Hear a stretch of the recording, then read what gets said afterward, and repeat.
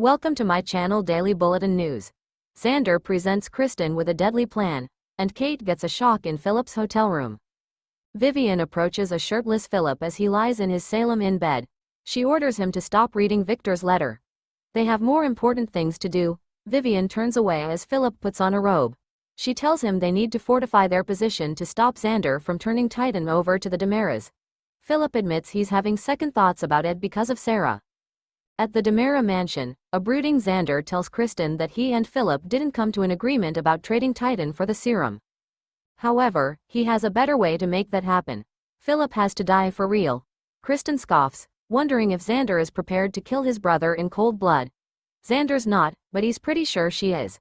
When she balks, Xander reminds her she's asked him to kill more than a few people over the years. Kristen wants Titan, but not bad enough to kill for it. He'll have to find another way to cut Philip off at the knees if he wants Sarah to walk again. At home, Holly checks her phone, disappointed Tate hasn't responded to her text. She muses that he's still in bed. Tate wakes up in his bed with Sophia. A condom wrapper lies on the nightstand. So, Sophia says with a smirk, that happened.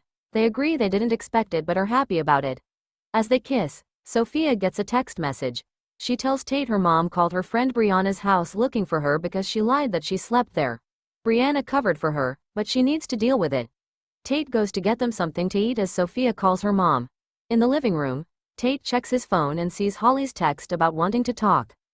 On the Body and Soul hospital set, Kate introduces Joy to Chanel and Johnny.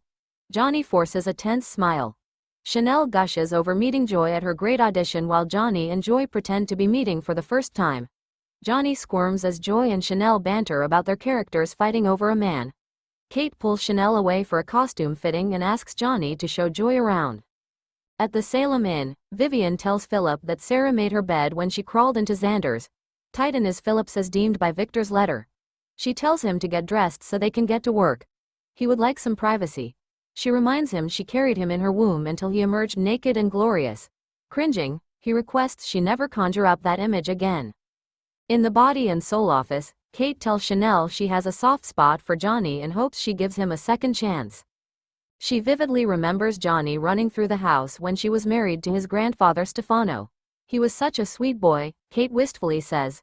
Well, that sweet boy called me a cheating slut, Chanel fires back.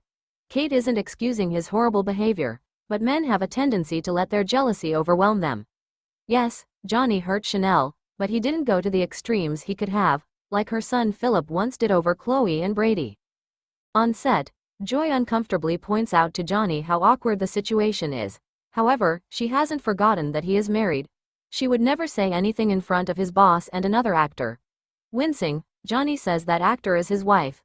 Shocked, Joy says she wouldn't have been so nice if she had known Chanel was the one cheating on him. Johnny clears up his misconception. Joy quips if he had figured it out sooner he wouldn't have come back to her hotel room. At the townhouse, Tate stares at Holly's message as Sophia comes out dressed in her work clothes from the previous night. As she declares she's successfully covered with Mother, she takes note of his stricken expression. He snaps out of it and offers her cereal for breakfast. She has to go but reiterates that she had a nice time. She pulls him in for a lingering kiss and leaves. In the hallway, Sophia leans on the closed door with a dreamy expression. Inside, Tate's expression hardens as he looks at Holly's text again. At the Kuriaki's mansion, Holly and Sarah catch each other up on their current dramas. Holly doesn't think Tate wants anything to do with her since he hasn't responded to her text. She finally gets a response from Tate. Hey, I just got this. On set, Johnny asks Joy if they can forget the other night ever happened.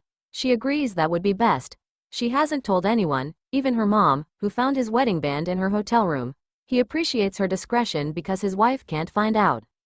At B&S, Kate admits to Chanel she also selfishly wants her lead actress and director to get along for production reasons. The last thing she needs is for someone to come through the door with another problem. Xander storms in, ordering Kate to get her son to stop trying to kill his deal. She has no idea what he's talking about. Stating that Philip is staying at the Salem Inn, Xander refuses to believe she's not the one pulling his strings. He orders her to get Philip to back off. A confused Kate watches Xander abruptly leave. Chanel returns to Joy and Johnny on set. Joy notes how much Johnny loves Chanel because he couldn't stop talking about her while she was gone. After she leaves, Chanel decides to forgive Johnny. However, he is on probation and better not do anything else to screw this up. In the townhouse, Tate thinks about Holly as she comes to the door. He apologizes for not responding to her text earlier. She assumes he was busy. Wearing a guilty expression, he says, "There's something I need to tell you." Kate comes to Philip's hotel room door with a keycard, grumbling that this is the second time he's returned without letting her know. She lets herself in. Vivian emerges from the connecting room. Kate shifts as the women glare at each other. At home, Xander tells Victor's portrait that if Kate can't stop Philip, and Kristen won't, then he just may have to kill the son of a bitch himself. Philip enters and the brothers stare each other down. Stay tuned and subscribe the channel.